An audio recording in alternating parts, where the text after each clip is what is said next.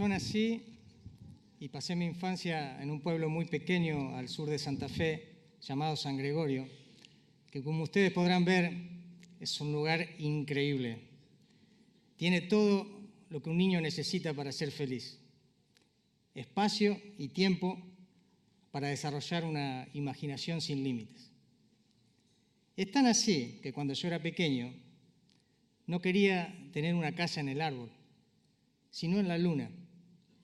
Y yo estaba absolutamente convencido de que eso era posible y estaba totalmente decidido a llevar mi proyecto adelante. La idea era muy sencilla: colgar una soga lo suficientemente larga que fuera de la luna a la Tierra y por ahí subir y bajar cada día. Si bien yo era muy pequeño y tenía algunos conocimientos sueltos, aunque por supuesto no del todo exactos, yo asumía que la luna no tenía gravedad, por lo tanto no iba a ser necesario ir y atar la soga a una roca. Con que una misión espacial que pasara cerca dejara suspendida uno de los extremos en la atmósfera lunar iba a ser más que suficiente. Así que si bien empecé a esbozar un prototipo de cohete con maderas, cables y cosas sueltas que encontré en el patio, pronto me di cuenta que mis mejores opciones pasaban por contactar a los rusos o los americanos y convencerlos de que lleven mi soga en uno de sus viajes. Pero era plena época de la Guerra Fría, no me quería meter en problemas y decidí esperar a una mejor oportunidad. Con el tiempo fui creciendo y mis intereses por la biología fueron dejando atrás mis sueños de conquistar el espacio con una soga. Cuando en mi pueblo decía que iba a estudiar genética, indefectiblemente se generaba una reacción en 3 fases. La primera: ¡wow, genética! Ese es el futuro, definitivamente la genética es el futuro. La segunda: ¿y qué estudia la genética? La tercera era un poquito más deprimente para mí, que iba a estudiar genética, y era: pero eso no es para cualquiera, eso es muy difícil. Con el tiempo me di cuenta que esta reacción reflejaba bastante bien la relación que tiene la sociedad con la ciencia. Por un lado, reconoce, acepta que la ciencia es el futuro y es clave para una sociedad, pero no sabe muy bien de qué va. Y básicamente porque se autoexcluye como protagonista en la generación de conocimiento, porque piensa que la ciencia es un campo solo donde pueden acceder un grupo de elegidos, o directamente que los científicos pertenecen a un mundo aparte. Y ahí tenemos un problema, no solo porque es un concepto erróneo, sino porque estamos perdiendo un enorme capital humano que tenemos como sociedad. Y es que más allá de algunas mentes brillantes que todos conocemos y de que la historia de la ciencia siempre se focaliza sobre determinadas personalidades, el conocimiento es una construcción colectiva, donde todos podemos aportar. No solo podemos y tenemos, sino que tenemos cosas para aportar. Y esto ha sido fundamental desde el comienzo mismo de la humanidad. Hace unos meses atrás se publicó un estudio acerca de unos individuos fósiles pertenecientes al hombre de Neandertal. El hombre de Neandertal es una rama evolutiva extinta muy relacionada a la especie Homo sapiens a la cual nosotros pertenecemos. El tema es que, como estos individuos no se lavaban los dientes, sus placas dentales son un muestrario bastante representativo de todo lo que llevaban a su boca. Así, a través del estudio del ADN que encontraron en esas placas dentales, se pudo tener una idea bastante aproximada de qué especies de animales o qué especies de plantas usaban para alimentarse y qué microorganismos habitaban en su boca. Lo interesante es que uno de ellos tenía un grave problema en su dentadura, tenía una infección. Y a que no adivinan qué encontraron en ese individuo y no en los demás. ADN perteneciente a un hongo capaz de producir penicilina, un antibiótico, y el de una planta que se conoce por producir ácido salicílico, que es un compuesto muy relacionado al componente activo de la aspirina, un analgésico. Es fascinante. Es muy probable que este tipo se estuviera automedicando hace 50.000 años atrás. Piensen que la penicilina se descubre formalmente a principios del siglo pasado. El tema es que, además de un montón de especulaciones que podemos hacer al respecto, es muy interesante pensar cómo llegaron a ese conocimiento. Es muy difícil pensar o imaginar que haya habido un neandertal probando distintas combinaciones de raíces enmohecidas con distintos tipos de hongos y a ver cuál tenía propiedades antibióticas. Es más fácil pensar que experiencias individuales contribuyeron a un relato colectivo y en un determinado momento se haya validado como conocimiento popular.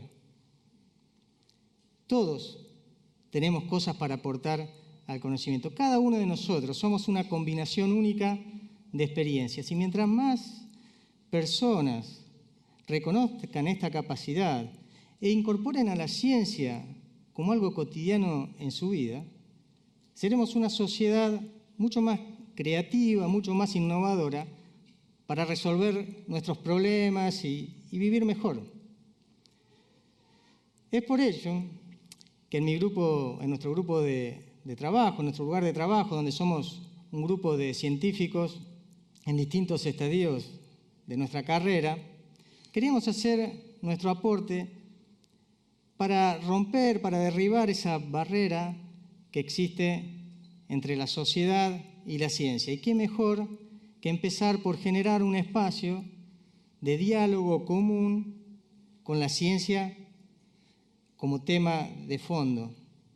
Es así que, basados en distintas experiencias alrededor del mundo, empezamos a impulsar el Café Científico Posadas. Y básicamente basamos la propuesta en 4 elementos que consideramos fundamentales. En primer lugar, el espacio de café como un espacio simbólico donde todos somos iguales, donde todos podemos opinar y hay un diálogo horizontal. Segundo, la comunidad que debía participar activamente con sus experiencias, sus inquietudes. El arte que nos permite dejar nuestra imaginación volar y romper barreras preestablecidas. Y por supuesto la ciencia que debía atravesar toda la experiencia. Es así que un día hicimos una convocatoria abierta a toda la comunidad para hablar de ciencia un viernes por la noche. El desafío no era menor, porque con lo que yo les planteé acerca de esa barrera que hay, ¿quiénes irían o cuántos irían a hablar de ciencia un viernes a las 10 de la noche? Nuestras mejores expectativas pasaban porque seríamos unos 40, 50, con nosotros incluidos. Y esa primera noche la sala se llenó con más del doble de esa cifra. Lo fascinante es que esto se mantuvo durante cada café que hicimos cada mes durante los últimos 4 años. Hace unas semanas inauguramos la 5ª temporada. Y todavía me sigue emocionando ver personas de todas las edades, desde jóvenes adolescentes a mayores de 80 años, compartir experiencias, inquietudes, preguntas y muchas preguntas con el disertante de turno. En este tiempo, en estos años, fueron pasando muchas cosas, pero lo más importante es que distintos actores sociales fueron enriqueciendo la iniciativa y fueron transformando lo que era una idea inicial de generar este espacio de diálogo en una plataforma donde pensar nuevos proyectos y desarrollar nuevas ideas. Es así que, si bien estamos trabajando en varias de ellas y esperamos que pronto vean la luz, tal vez lo más interesante es que estamos dando los primeros pasos en generar una asociación civil y así cerrar ese círculo conceptual que nos habíamos propuesto cuando arrancamos con el café científico, y que sea la misma comunidad la que se apropie y gestione proyectos colectivos con la ciencia como tema común. Hace unos años leí en un periódico acerca de una compañía que iba a construir el primer tramo de un ascensor a la Luna. Quedé choqueado. Era mi idea de niño con un poquito más de fundamentos técnicos.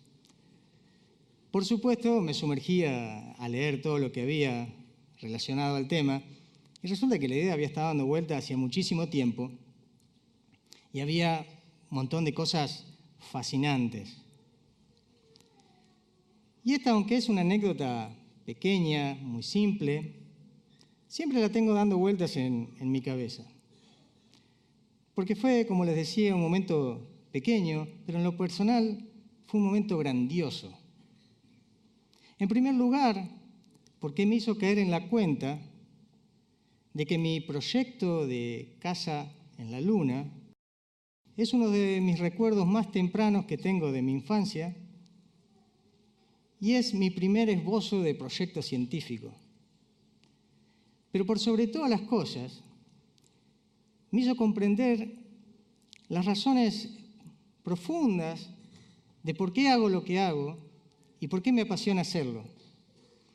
Porque mi profesión, la de científico, me permite seguir siendo ese niño curioso que un día dejó San Gregorio por nuevas aventuras.